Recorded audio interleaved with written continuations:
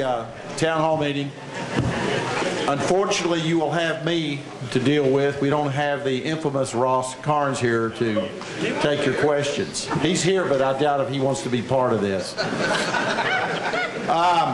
We have several people that want to speak.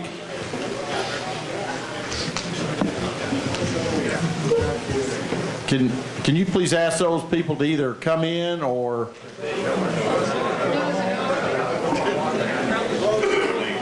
All right, at this time we have several. The thing we will address first is the pavilion at Plain Park. We have several people that wish to speak to this. Now, I ask when you get up to speak to this, please summarize, because I imagine several of these are going to make the same type of statements.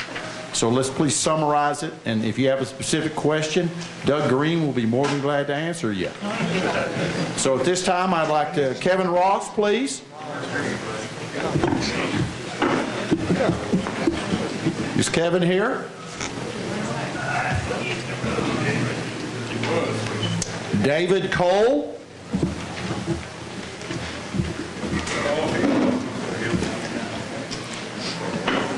When you please come to the mic, state your name for the record, please.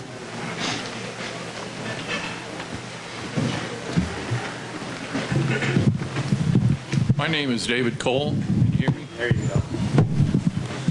I'm an Air Park resident. I'm also on the airport committee. I'm also was selected to be the chairman of the pavilion or the Plainview Park Restoration Project. That's a subcommittee chairman. Last year, the subcommittee was formed because the windstorm came through, kind of destroyed the pavilion sunshade and the metal piping structure that went with it. We had 4 members that took a look at the site. We determined that it was indeed damaged beyond repair on the awning and the pipe structure. That was then removed.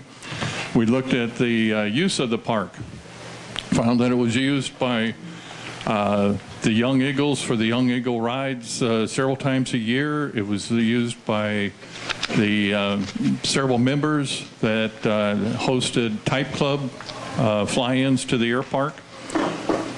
We found that the restrooms were quite often used by either contractors or by members that would need a break someplace. The tables were used for picnicking down there.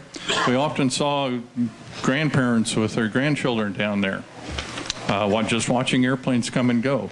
So we established that the Plainview Park was a necessary facility. We then took a look at what we needed to do for restoration of it. The restroom itself looked in poor condition. It's not ADA approved. Wheelchair, or not even wheelchair, you can't even get into the little 2-foot wide doors with a walker. And we have the Young Eagles, not the Young Eagles, the 99ers come down once a year. And some of those ladies are getting kind of up in their years, and they need assistance. Say again? The WASP, you're correct. I'm sorry. At any rate, our design team took a look at what we needed to do. We needed a new restroom. We needed a sunshade cover. And at each step of the design phase, the airport committee questioned us. What was the form, the function? Which way should it be oriented? North, south, east, west? Should it have an awning over the whole thing? Should it be a canvas awning or a hard cover? We got all done, and we came up with what we thought was a pretty good design. We got our quotes in. We got our financial authorizations. We took it to the board last fall. They said, it looks a little too austere. We'd like you to make it look a little bit more like the RV Parks Pavilion. So we went back to the drawing board and we added a few things to it and came up with new quotes for which we got financial approval for, and we submitted to the board, and now we have a stumbling block again. I would respectfully submit that you all start helping us get this thing through. It's needed in the community, and it needs to be a design that befits pecan plantation.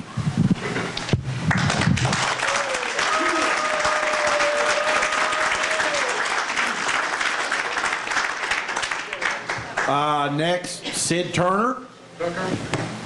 Tucker, I apologize. I'd like to cede my position to Doug Crummer. I'd like to cede, give my position Okay. to Doug Crummer. All right, Doug.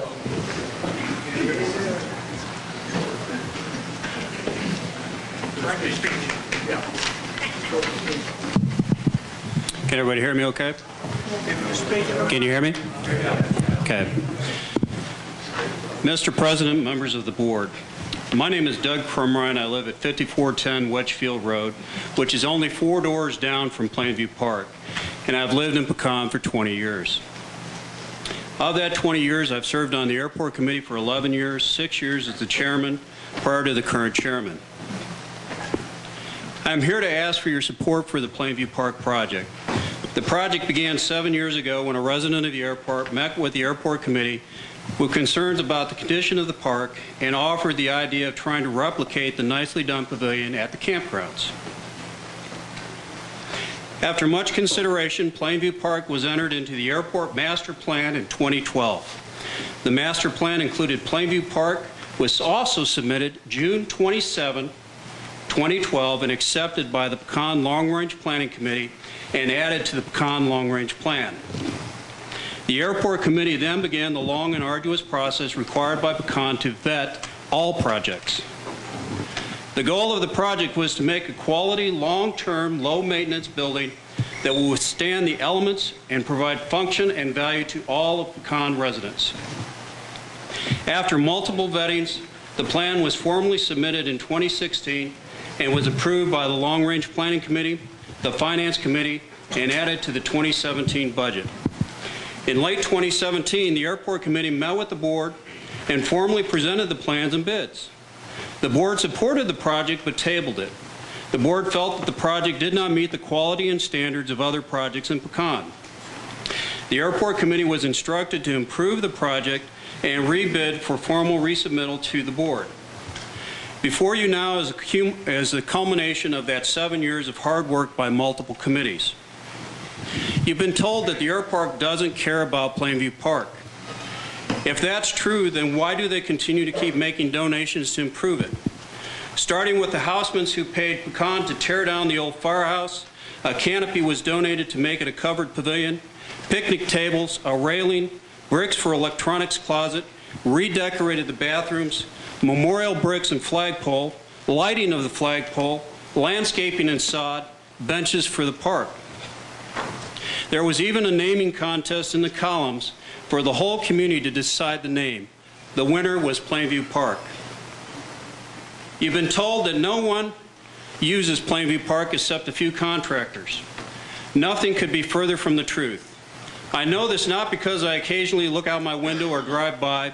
I know this because as part of the airport committee, we help schedule and coordinate events at Plainview Park for the airport manager, including Boy Scout aviation camps, Young Eagle camps, or Young Eagle flights, car clubs, air rallies, poker runs, a wedding reception where the bride and groom exited in a helicopter, garage sales, birthday parties, social gatherings, Bonanza fly-in, Swift fly-in, Grumman fly-in, Women's Air Service pilot fly-in, and of course the annual Pecan Plantation fly-in where 600 people attend in one day. Plainview Park gets the most use of any park in Pecan by far. If Plainview Park hasn't been utilized lately, it's due to its disrepair and even more reason why it needs to be renovated. Plainview Park is a valuable asset of Pecan Plantation that has proven its worth. It's time to give it the attention it deserves. Please approve this much-needed project. Thank you.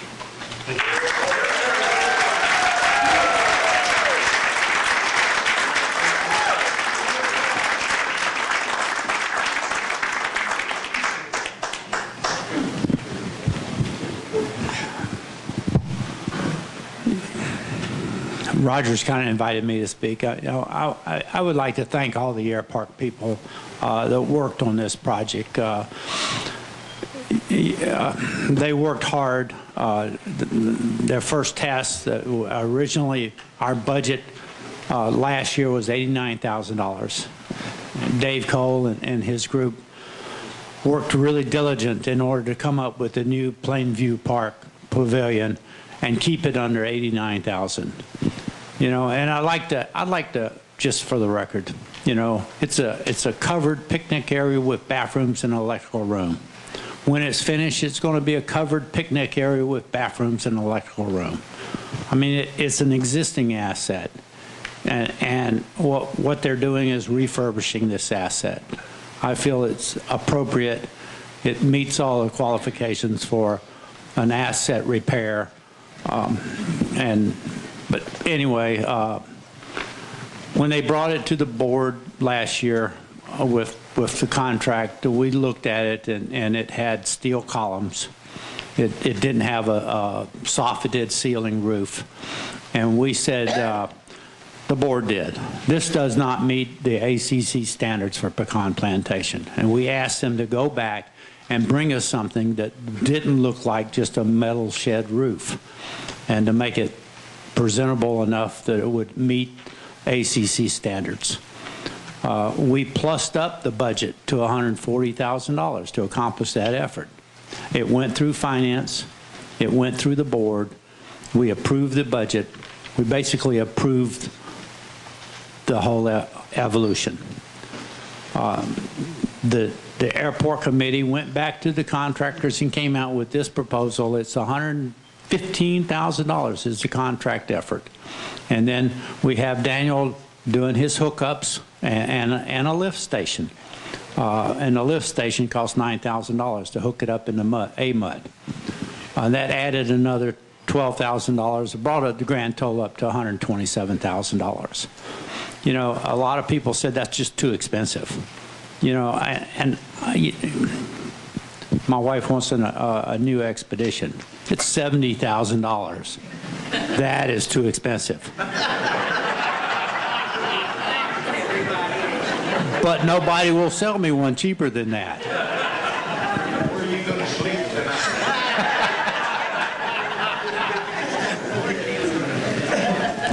But so, you know, and I feel bad that they did their work. They came back to us and they brought us a project that met ACC standards, and then we told them no. You know, I feel like that we are a shared amenity, a shared asset community. You know, we all support each other's activities. Not all of us play golf. Not all of us like to run up and down a runway and do takeoffs and landings. But that's what our community is based on. We help one another. We share the expense of our activities and our hobbies. And you know, so when we tell a community that no, it's too expensive, that money can be used someplace else. It's like disenfranchising a member or a group of members. I think that's inappropriate. Now, my colleagues don't all agree with me, and I respect their opinion.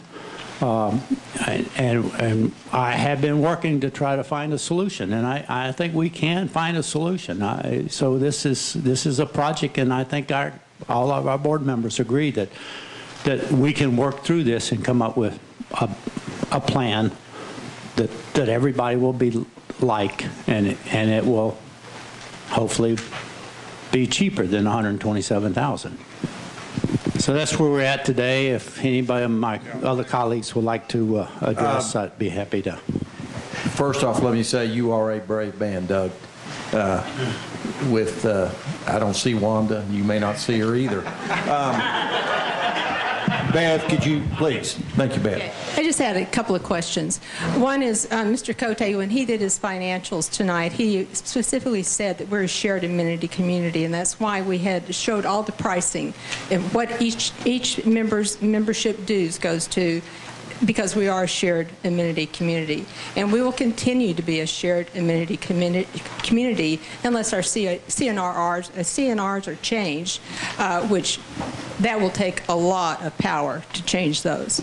Second thing is, in the capital budget, there is an approved budget item for the marina of over $143,000.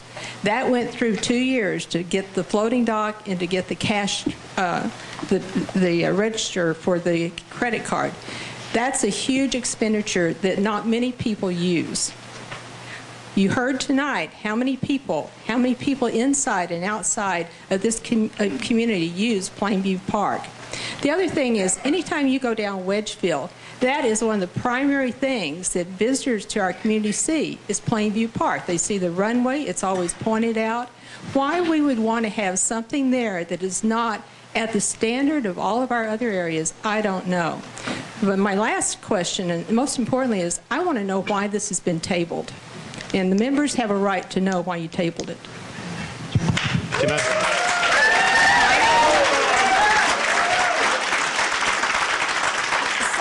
Somebody wanted to know who I am. I'm Bev Franzen. Now, some of you probably can't see her.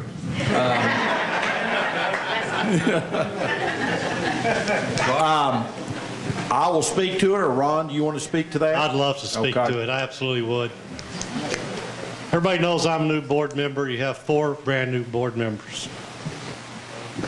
Let me describe our first few weeks at work. We fired a general manager. The place went into turmoil. We tried to sell it down. We moved into that office and started watching the operation, writing checks, signing checks, trying to make everything run smoothly, and somebody came along and said, oh, Plainview Park, in your spare time, would you take a look at this? And that's literally kind of how it happened.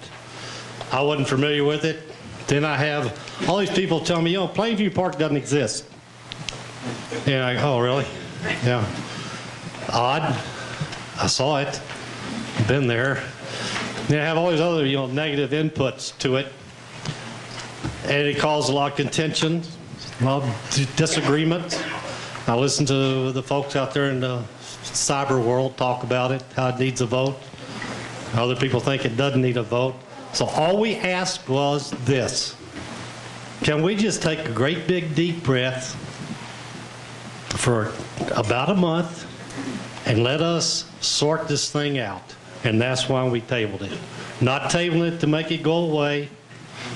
We just want to sort it out and do what's best for everybody in this community for this one project. If you've been waiting 7 years for it, I really feel sorry for you. But 1 more month is not going to kill anybody. And for the board members that sent that back last time and asked you to do more with it, and then to come back to this board, I'm embarrassed. I really am, because that's not the way we should be doing business here. It's just not the way. Thank you.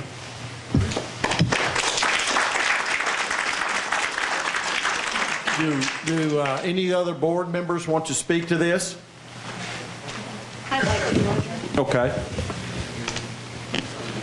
Just to add to Mr. Lydell's comments, which he is correct, we've all been working in this office the past 30 days. One of the things that I've been tasked with is working with some of the members of the audit committee, which include Mr. Brozek and Mr. Cote, and Mr. Green has been there most of the time. I intend to work diligently to fulfill my obligations to this community, and that means whatever it takes. Part of our bidding process is that we vet contractors. And that's exactly what happened, and that's part of the reason this issue is tabled today, from my perspective. And that's all. Anyone else have a comment from the board?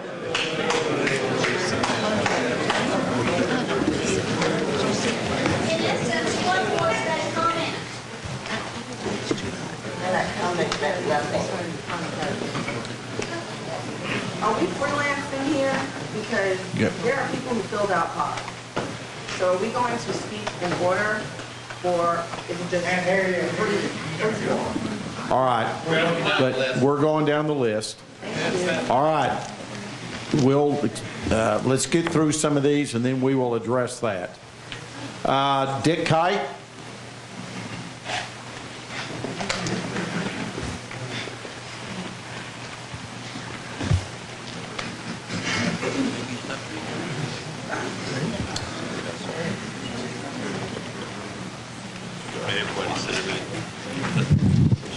I'm Dick Kite. I'm a member of the Air Park group also.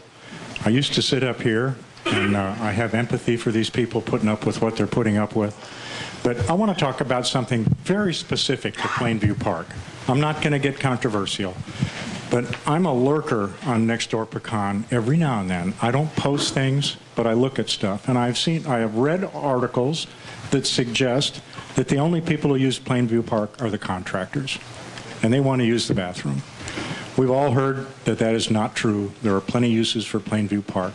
But let's address that. When I sat up here on the board, we talked about that. We talked about it in the airport committee. Do we need to maintain public bathrooms for our contractors? Think about that a minute. There's a lot of contractors in Pecan. Where do they go to use the facilities? We have public bathrooms at 4 parks along Ravenswood. One of them is the campground. We have a public bathroom at the driving range, and we have one at Plainview Park. That bathroom was an interior bathroom, 2 stalls, inside the fire department. They tore the fire department down.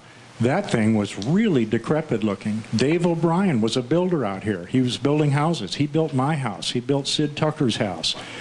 He built a lot of houses. He's the one who put the bricks on the outside of the bathroom building. He donated that. Those bathrooms are a necessity. I hate to say it, but you've got to provide public bathrooms for all the contractors.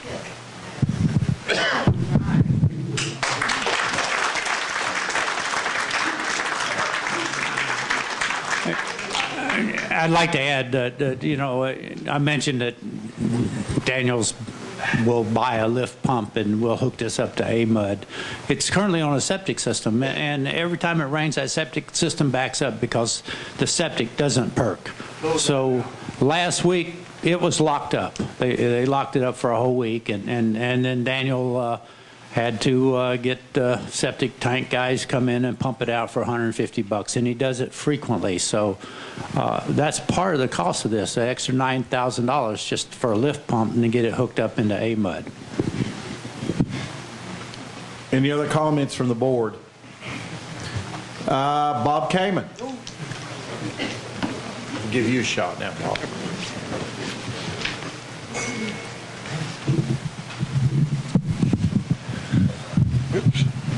My name is Bob Kamen, and I've written this out, so forgive me if I sound too formal. But after 3 years on the board, I'm now a regular member of PPOA again. It's been my distinct honor to serve on the board, and I wish success to the current board and its members who represent my interests and the interests of the entire community. But I do have several issues I'd like to mention briefly. First is a shared amenity community. We will be unsuccessful in putting projects to a vote of the membership, since only those projects which all of the members will use will receive a like majority of votes in support. So we have the fire and EMS proposal, which passes, and before that, the new bridge proposal for 2 that appeal to the entire community. But the recent votes on the 19th hole and Pro Shop and the marina, the tennis court and the pickleball courts, and before them the fitness center, all fail. Even though in the latter case, in the fitness center, 61% of the voting members approved that fitness center project. Further, when we do projects that don't require a membership vote and are approved by the board, such as the Brazos Room and the kitchen project, they were constructed effectively, and that investment has been paid back in full. So we elect you, the board members, to do that work, and you should be allowed to do it. For the Plainview Park project, That's been examined, at least as far as I knew, as a member of the board, and a year before that, for over 4 years, the Air Park Committee, which is a committee duly appointed in accord with our bylaws and whose role is clearly spelled out in the committee resolution. The committee has proposed to renovate this amenity by improving its structure and complying with federal ADA rules in the same place as it currently exists, even though a different location could be safer and cost no more to do to appease a small minority of the Air Park community. It subjected its proposal to the required procedures, secured a bid from a contractor who has done business with PPOA and who has the support of our manager in Roads and Grounds, and then submitted this proposal to the board. In my view, a majority of the board approves this project. So to table this proposal serves no purpose.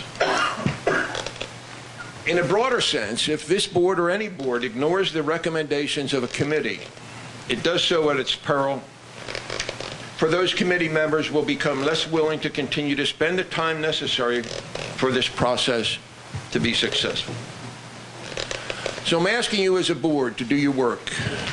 If you have a majority vote, a 5-4 vote is still a majority. And please do your work and approve this project. Thank you.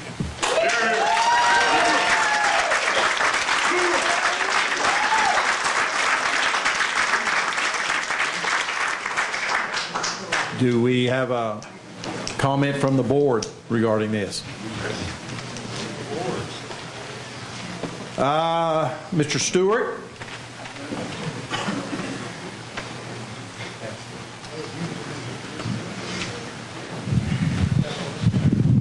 Hi, my name is Pat Stewart. I live on Woodlawn on the air park. I think many of the other people in the audience know I'm actually in favor of building something like we have down at the RV area in Plainview Park. I think a lot of what's been going on for the last couple of years that has split this air park in half. You know, it's pitted friends against friends, and it's just not good for Pecan or the air park, what's been happening. But I think what's not been said in here today is why that is. First off, having a difference of opinion, at least in my view, is a good thing. Helps people make better decisions. In many cases, having a difference of opinion has been taken personally, and threats and comments and names have been used against member to member, and that's just not been healthy for our air park or our community. But what you've not heard in here today is what really happened over the last 2 years, and everybody in here knows it. At least everybody in the air park knows it. We haven't been fighting putting a picnic table type facility like we have in the RV park in Plainview Park, in situ, where the current one is today. That's not what we've been fighting. In fact, most of us, including me, are for that. Sign port today. What we've been fighting is a building with originally a hangar attached to it for the EAA, then a second location after the doors have been removed where they're not hangar doors, they're regular car type doors. Then 2 more locations around Plainview, not Plainview Park, the Greenbelt area where this building was going to be built. And if you go look at the EAA website today, one of the EA members logged me in and showed me the existing drawing of the building that's currently on their site today. It's not the little picnic area. It's one of the old ones. If 2 years ago somebody would have said, we want to build something like the RV park that does not obstruct the view of the homeowners, which has been the big issue here.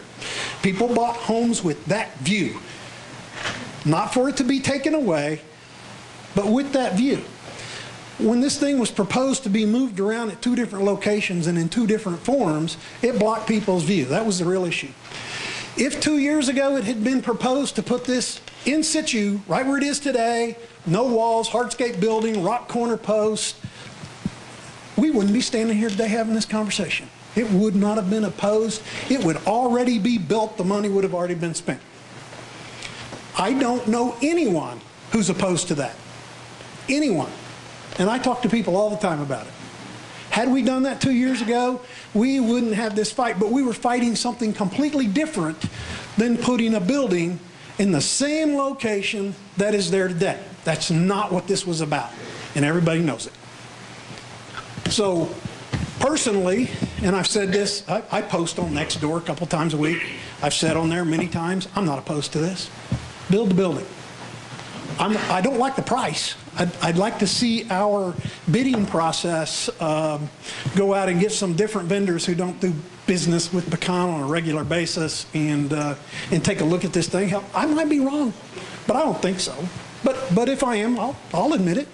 I don't think it should cost the amount of money that is currently being proposed. But, you know, if we were talking $89,000 to build a pavilion in situ, I'd sign for it today. Just not 144.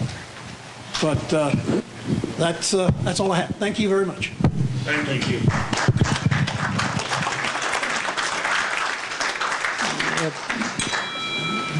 I kind of differ a little bit or a lot with what Pat had to say. The EAA had suggested that they couple the rebuild of Plainview Park with a meeting room, and we're willing to contribute $100,000 to that effort. And I think there's a lot of merit to that. It's very similar to what the golfers have done to the pavilion downstairs. The EAA, because of a lot of politics, withdrew that proposal. So the proposal for what Pat was talking about never ever came to the Air Park Committee. It was never considered by the Air Park Committee. It was never taken action by PPOA or any PPOA function or even board member. When EA withdrew it, the Air Park went ahead, the Air Park Committee went ahead and did the renovation of Plainview Park. It's simple and straightforward. This really has nothing to do with EA's proposal. I would have supported it if they had come forward with $100,000 and said, could we build a clubhouse on common ground? I think, you know, and then donate it to the air park. I think that would have been a lot of merit to that. But EAA did not go that route, and that's fine. And it is not and does have nothing to do with this issue that we tabled today.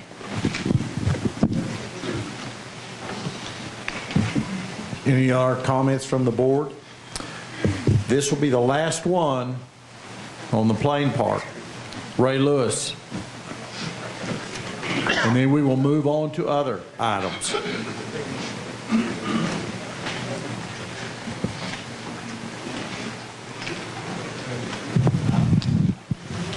Thank you, Mr. President, members of the board. I'm going to take a slightly different tack and appeal to the audience. I think you heard people here make a case for the board to consider, and I certainly support that. You heard Pat say that we were trying to do something else. Doug countered that correctly. There has never been a proposal come out of the airport committee with a recommendation other than what we've done now or what we were doing in '89. There were people requesting that. There were considerations. We've heard people say we need to have a vote, and they were the ones who forced an election to take place. The first time I know of where they got 50 signatures on a petition and forced an election within Pecan. Very divisive within the community. It pitted neighbor against neighbor. The petition blocked any building or maintenance of anything on Plainview Park. It was done to block this project. The membership spoke and voted 86% to 14% not to block Plainview Park. As far as I know, that's the largest majority we've ever had. Now, they didn't have the number of the bid because we didn't have it at that time. but the conceptual design and the project was there. The board has the right to stop any project at any stage, as they have done this one a year ago and now tonight. But members of Plainview Park, members of Pecan Plantation, committee members, that is an inefficient process.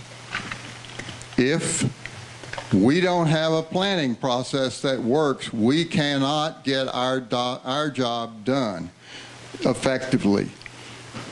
The budget is the planning tool by which all of you in the committees know where to put your priority and what to do, what to work on, what to go out to bids for. 2 years in a row, we got this project approved within the budget. Now, the budget's just not a document that the general manager writes.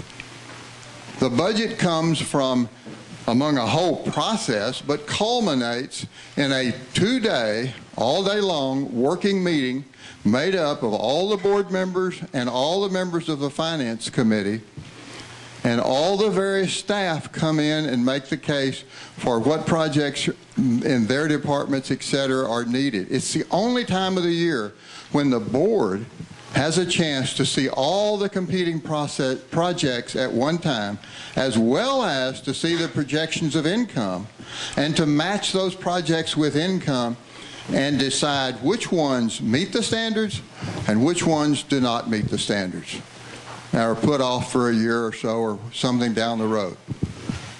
2 years in a row, Plainview Park met the standards. Now, the rules we understand are that when you meet the standards, that means you got to come in within budget. We had a budget. We estimated how much it would cost. We went out and got bids, and we both times came in within the budget. Now, how in the world does a project know what to work on if that process isn't marching orders for us to go forward and do that?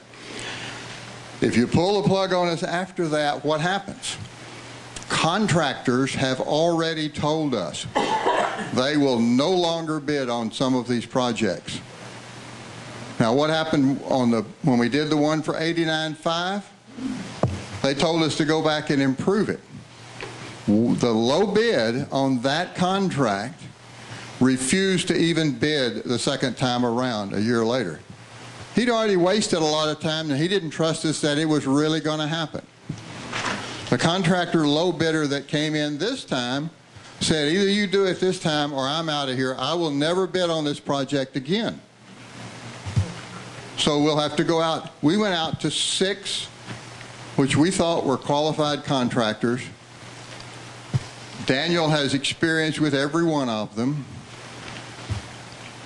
Only 2 contractors were willing to take the chance on Pecan and even submit a bid. That tells you something about how we are not managing the situation, because if contractors don't like to work for us, they have 2 options: no bid, or come in with an inflated high bid and say, if they give it to me at that price, I'll take it and get rich. But they're not going to sharpen their pencil and really get down close and know it's a competitive bid unless they want to work for us. And we owe it to ourselves, not to them, to make that process work so they want to bid for the work in Pecan. That's in all of our benefit. To borrow the words of one of our board members, I'm speaking for myself, not by the action of the committee, or not by the action of the board committee or anything else, but your action tonight has disenfranchised, demotivated, and undermined the hard work of all the 400 volunteers in Pecan that make this such a great place. We work hard. We're not paid any money to be on a committee, to chair a committee. You heard that the finance committee doesn't have a chair. I happen to be the vice chair of the finance, and they asked me to serve. And I said, why? would I put myself, and why would I subject myself to the abuse of doing that if there is no reward? The only reward committee chairs and committee people get is the reward of feeling good for having done it. There's no pay, just like there's no pay for them. But if you undermine the very value and undermine on the next door and in our friendships, our work, and don't appreciate it, you're going to get less quality work, poorer people willing to take the time, more shortcuts, higher bids, cost, everything will be worse. If you don't honor the process, which is the only planning process the committees have, then I don't know how they do. We've been one board member who has called for a vote for any project, not an emergency or normal business, for over $100,000, has to go out to a vote of the people. Contract bids are normally good for 30 to 60 days. It is impossible for me to send out and get bids back, many bids if I can, digest those bids, pick the good one, write out the ACE, prepare the data, present it to the board calls for an election, we wait for the election to take place, count the votes, by the way, an election typically costs us $3,000, then we come back with a result. And I had to tell that contractor, bid low on this, really sharpen your pencil, but oh, by the way, there's only 1 in 5 chance that the whole membership are going to approve this one thing. They're not going to do it. They're either not going to bid or they're going to bid so fat that they don't have to do any work. They just grab a high number. And most of the time, the contract proposal will have expired before we get back to them. So if that very concept undermines your work, undermines what has made this such a great place to live around here.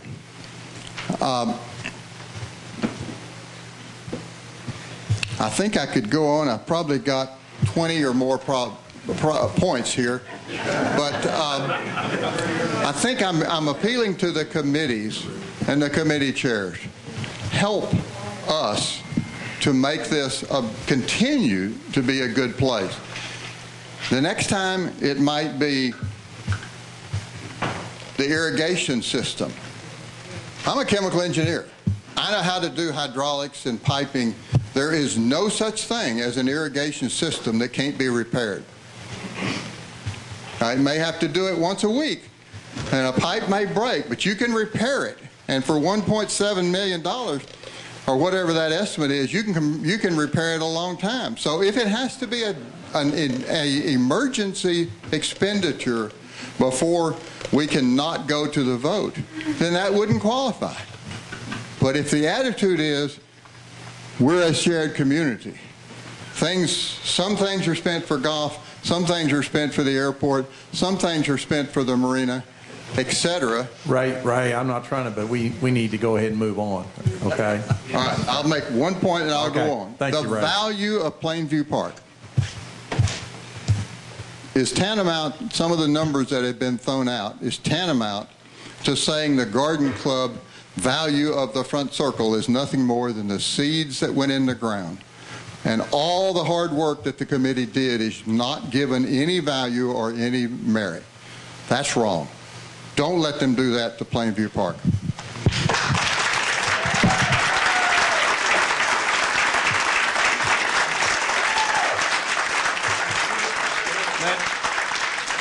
Let me say something. First off, the board meeting we had regarding this, there were a lot of questions, a lot of unanswered questions, and so the decision was made, instead of proceeding where nobody wins on this, we need to table this, go back. We agreed as a group there is a way we can do this. It may not be the concept that has been presented, but it's not something we've just tabled to not do anything. All of us are aware we need to do something down there. So it's not as if, it's off the table. We've talked about it.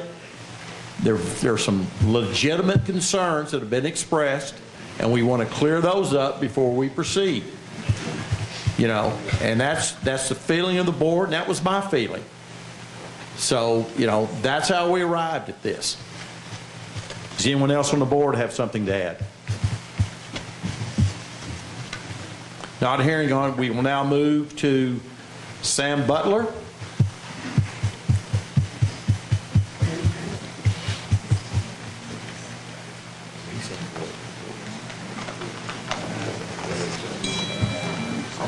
I'm Sam Butler, and I happen to live on the air park, but that's not what the conversation really is about. It's really to probably to reinforce now what Ray just said. One of the things that I have noticed about this community, last weekend I had a chance to host a couple from Oregon. They were down here looking at an airplane, but they want to move out of Oregon, and I was showing them around and everything, and they said, we've heard a lot of good things about Pecan, but the problem is we've heard that there's a lot of politics that goes on here. And we're trying to get out of Oregon just because of all the politics. And I said, oh, not here. We don't have politics here. You know, and so I spent most of the day trying to convince them that this is petty. You know, this is pettiness.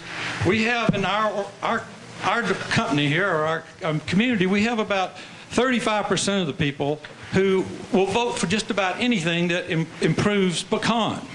We have about 35% of the people who won't vote for anything regardless of whether it has anything to do.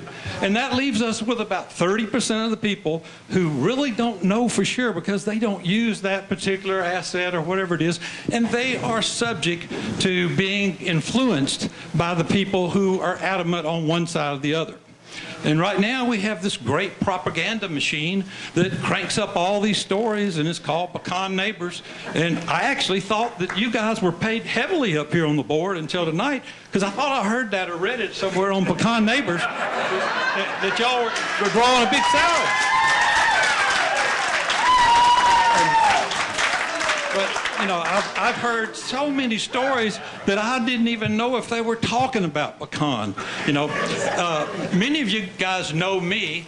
A year and a half ago, we had this big controversy and the big bylaws thing, and it was split the community completely wide open. Well, I had an opportunity, and I bought a piece of property over there, and we built a hangar on it. And the EAA is absolutely, totally out of this Plainview argument. It's not about us. The air park people really can use the facility, and we do use it. But this is not for us. It's for you to bring your grandsons down and your grandbabies down. I grew up standing at the end of a runway watching planes take off.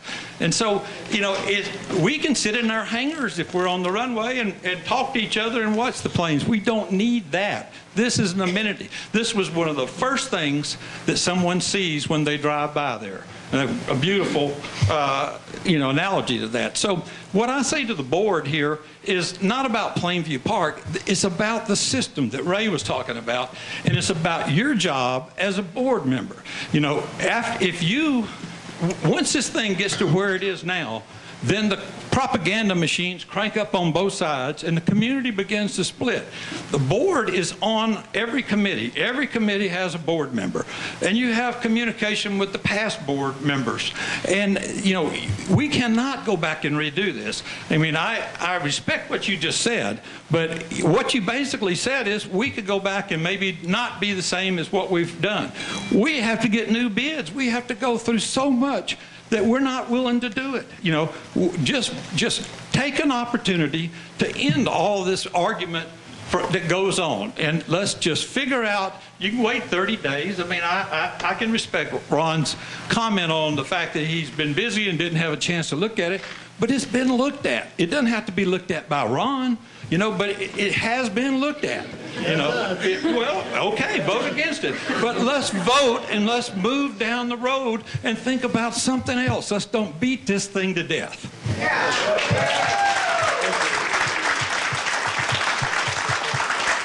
All right. I believe we've discussed Plainview Park. Now, yes.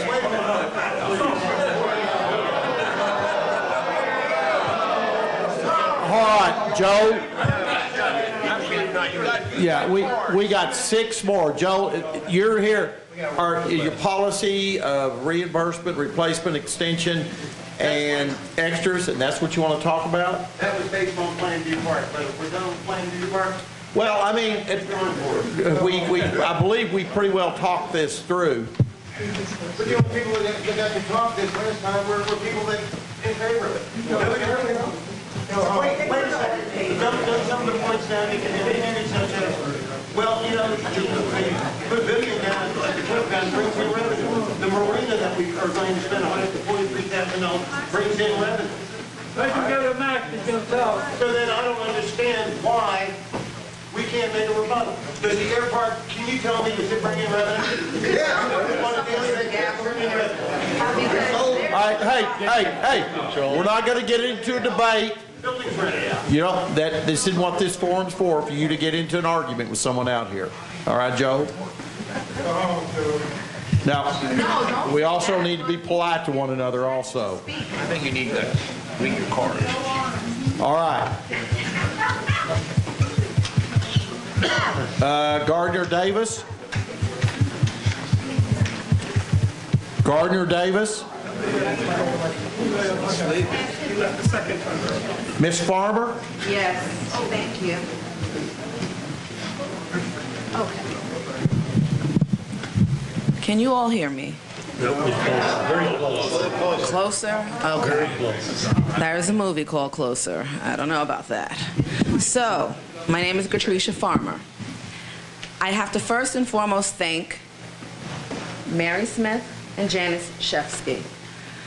I have submitted emails to both of them in the past, 2 weeks, and they have gotten back to me expeditiously. I appreciate that so much because my family is new to Pecan, as we have been told several times on social media, in the Brazos room, in the 19th hole, wherever, okay? And that's fine. But one thing about being new to an establishment or to a place is the fact that you have a fresh ideal of investment and you want to see progress. No one wants to waste their time. I have children that I am raising, so every day is important to me, every minute, every second. And I do it because there is a goal, there is fortuity, there is something that is going to come from it. As we speak about social media, as we speak about pen to paper, as we speak about showing up and being present, I again thank all of the board members here today because showing up is half the battle. Next, the playgrounds. The first time I stood at this microphone was regarding the playgrounds. And I was told that you should join a committee. Great! I got my name on a subcommittee. Great! I met with 2 individuals who were a part of sports and recreation. One of the things that was shared with me was that it would be great if you're able to do what we did with the dog park, where you can get like-minded members of the community to get together and fundraise to get a playground. Okay, I read bylaws, I read governing documents, I read things that have terms such as existing amenities, assets, and things of that nature, and what our governing documents state regarding covenants. So in the covenants, it is that you are to maintain existing amenities. You are to maintain assets. Now, I will now go on and deal with the fact that I am now going to take 2 P's and put them together. Plainview Park, playgrounds. If I am being told via social media that there is a dissension as to pea gravel or astroturf and the cost that it is, and that we may ask parents to sign a waiver and close down the parks altogether. That is concerning because we have Plainview Park on the other side of things, which is there. I can see it. I can touch it. It is existing. But again, I have been taught and told from the beginning, we are an HOA. We have governing documents. We have bylaws. We have things that we need to adhere to. So to me, that means that there has to be pen to paper. There has to be documentation. Unfortunately, that existing amenity, that asset, was not documented. Okay, that's fine. What's next? How do we go forward? Going forward does not mean that you're going to berate, belittle, and badger the board because they want to table something. I, for one, know that I asked for what? The full ACE regarding all the current ACEs. There's a cover letter. That's great. You can get that on the website, ppoaweb.com. Wonderful. But what is all the other information that's involved in that? It's getting a list of the contractors. I've heard that stated time and time again since I've sat here, from the board meeting to today, to now, right in this moment. Vetting process. What do we do with that? Can you even get past your second page when you see the 3 bids that do not exist because there were only 2 bids? Do you know who Jasco LLC is? Do you know who they are, who won the bid? I've just been told that Van Patten has a relationship. Daniel, I implore you to come up here and address the relationship, that they are bidding on something here and there's a relationship there. But there's not 3 bids, there are 2. I have been spoken to in many different ways regarding integrity here in Pecan, and that there's a 3-bid process, and the process. Again, I use another P. Plainview Park, playground, process. So I'm fine with tabling anything and everything that predates the new board because it needs to be combed through. Because if I, as a new resident, can look up Jasco LLC or any other company that we have in these different, what are they, ACEs, then I ask you who have stood up here in all of this time, did you look up the company that is going to win this bid? Have you researched the company that is going to win this bid? And if they cannot come back after 60 days, then shame on them. Because this is a unique community, and our vendors should appreciate that and revere in that they will get paid for the work that gets done, but at the same time, they're not just going to get a blank check to do what they want to do. Thank you.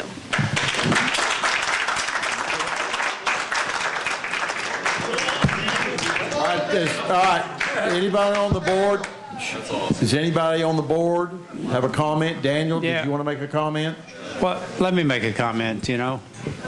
Well, go ahead, Daniel.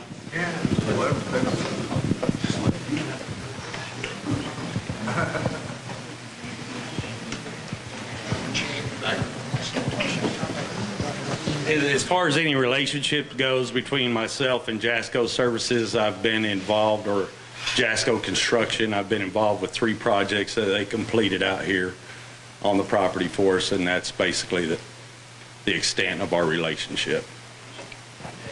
What are those 3? That would be the hay barn, the campground pavilion, and the archery range awning. Have they done satisfactory work for us? Absolutely. Will you support them as a contractor for the next project? 100%. Would they get paid for work before it's completed? Absolutely not. Are you still the board president? I'm a member. Why would I not have an opportunity to I just want to know if we can go back and forth and ask the questions. Well, you can do whatever you want. It's not my decision. I clearly cannot because there's supposed to be a process. Take a mic, you're going to talk. Let's have a little decorum, folks. Yeah. Please. Again, we're here to ask questions, not to get into debates. So, you know, she asked a question. I believe Daniel has answered her question. Thank you. And is anyone else on the board have any comments they'd care to make? Well, I'd like to discuss the playground issue. You know, the Sports and Rec, it falls under their purview, and so they have been working this for at least a year, and we've been trying to figure out how to go forward and what we should do. They have, and Keith Castellan has looked at various solutions to our playgrounds. You know, we have some playground equipment that are down in the floodplains at our Sandy Beach and a couple of other parks. And, you know, they don't meet the safety standards that public facilities like schools and municipal city parks has to meet. And that's unfortunate, but as a private facility, we're not held to those same standards. But, you know, that doesn't reduce our liability if somebody's injured down there. So we have an issue that we, as the board and the Sports and Rec Committee, still has to address. And some of the things and so we're looking at what do we do with the playground equipment that are down in the floodplains, and we haven't made a decision yet. It hasn't come to the board yet for a recommendation. What we tried to do, and what we kind of are doing, is we've taken most of the playground equipment and we put it up to the pack. So our intent is to have a super playground. You know, instead of all these distributed playgrounds. And I think that's probably a good way to go and an appropriate way to go. The second issue is the safety of those, you know, and if we want to conform to the Texas state standards for public playgrounds, you know, we need to make them safe so a kid falls and he doesn't get hurt. So some of the things that Sports and Rec has been looking at is various different types of fill around the playground equipment, and there are multiple choices, and they're still evaluating those choices. But the two that come out, probably the cheapest solution was pea gravel, and to put in 12 inches of pea gravel, so that the surface is relatively soft if you fall on it. Well, 12 inches of pea gravel is not ADA compliant. You can't roll a wheelchair through 12 inches of pea gravel. You know, it's a chore for me to walk on 12 inches of pea gravel. But, you know, we originally thought there would be about $20,000. Well, Keith Castellan has gotten a quote, and to put that much pea gravel at the Pack Park, $69,000. So the Sports and Rec has yet to make a decision what their recommendation. Probably the best solution is AstroTurf. But you don't just put down the AstroTurf. You put down foam pads or rubber pads underneath it. And to put the AstroTurf on the playground at the Pack is over $100,000. So the board is still waiting for a recommendation to us to what to do. Now, and the issue is millions of dollars of liability, and homeowner associations have lost lawsuits because of their playgrounds. So, you know, there are just a lot of issues that we as a community need to figure out before we go forward, but we need to do it, and that's the challenge that the board has to work through, and I hope that we'll somehow work through that. Anyone else have a comment to make before we move to the next question? Mark Pump? Roger. Yes. Just quickly, Sorry, you bet. I'm actually president of the Glen Rose PTO, and so to give you some good news, we recently purchased a piece of playground equipment for $12,000, and that equipment will be used by 480 children at that school. obviously, when you put in a piece of playground equipment, you have to make sure that you have appropriate safe zones. So one of the things that I'm most excited about this next month is maybe getting with Mr. Casterlin and working towards maybe a more reasonable bid that most schools, churches, and HOAs around Granbury use every day. Thanks.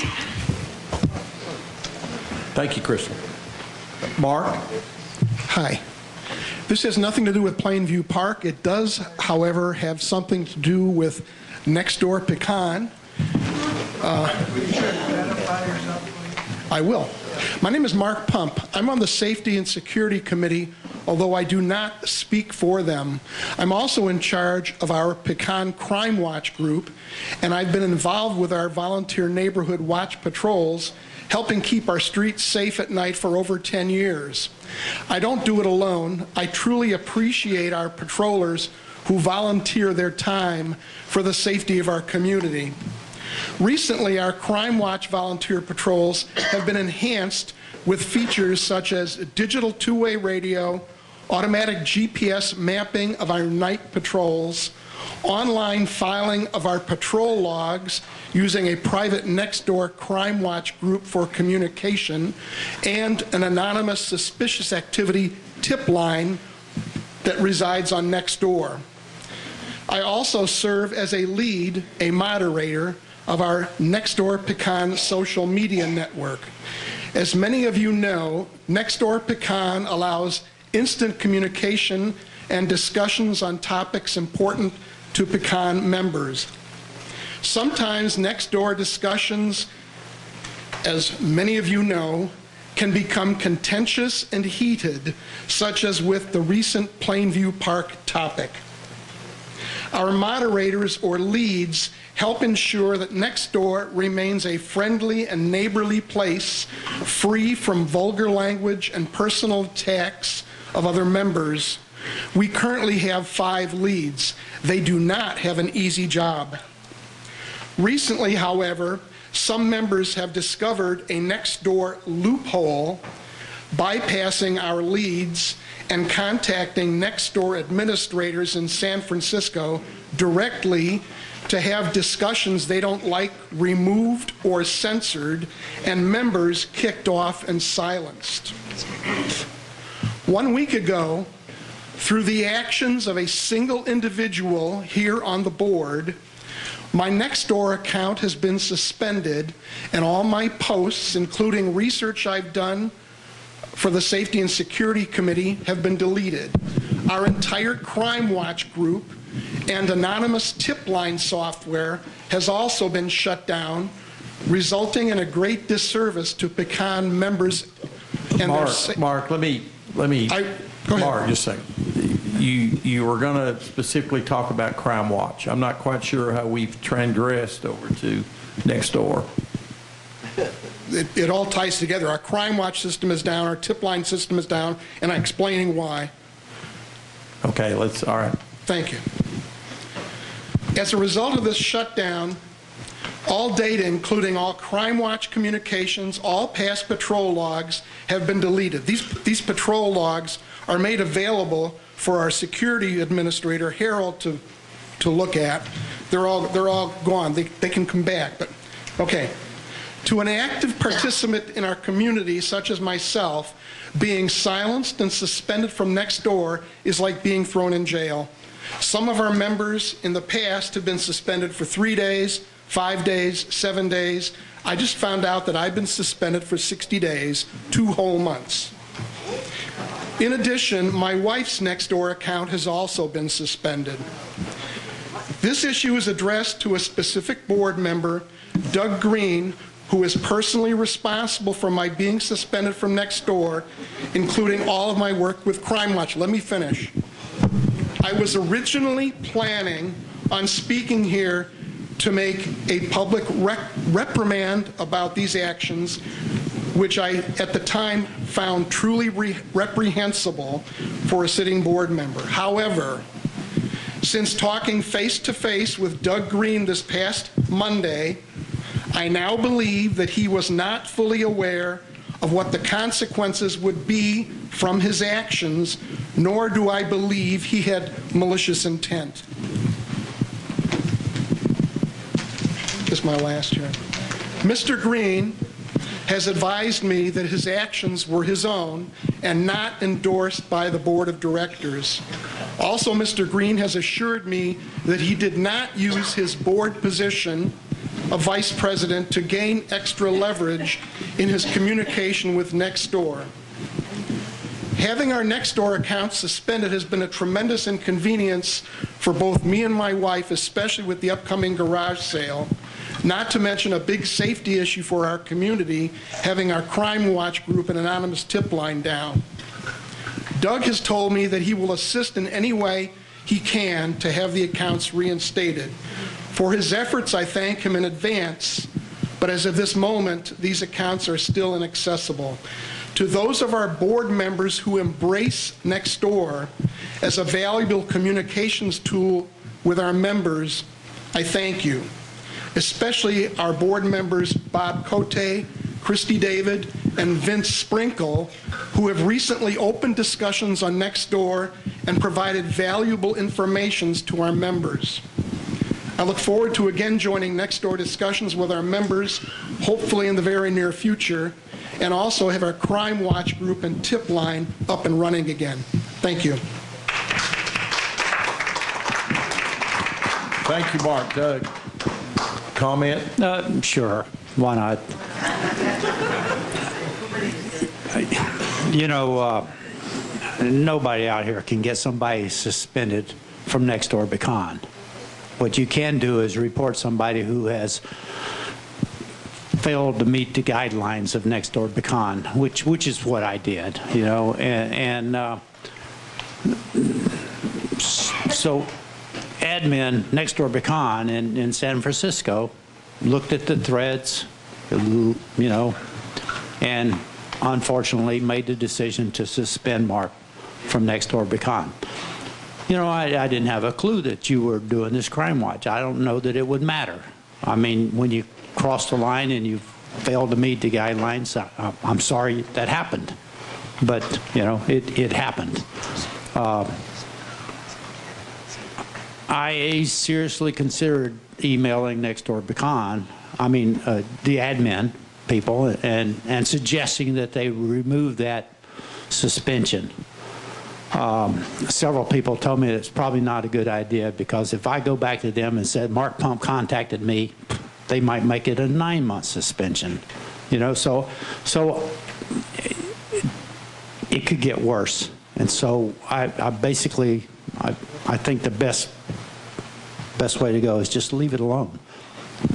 You know, 60 days later, you'll be back on. Any other comments from any of the board members? Mark, regarding traffic fines?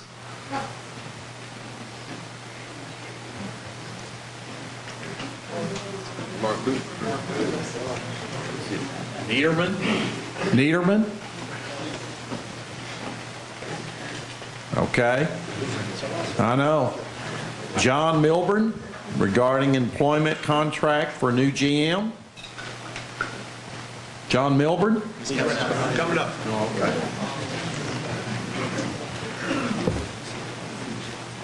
My name is John Milburn. I just would like to know from the board if you made a decision, yay or nay, prior to commencement of your recruitment of a new GM, whether the aspect of an employment agreement or contract of any form will be used in the process or be given once you find the right candidate and hire that person for the hiring of the person. A contract will be in place. We have not sat down and talked about what are we talking about regarding a contract because we have not interviewed anywhere. Because someone interviews with us, there are going to be certain questions they're going to ask and how it proceeds. So to say this is the contract we're going to place, we do not. Did the previous general manager have a contract? Yes, he did. Okay. Thank you. That is the last question that I have, a written question.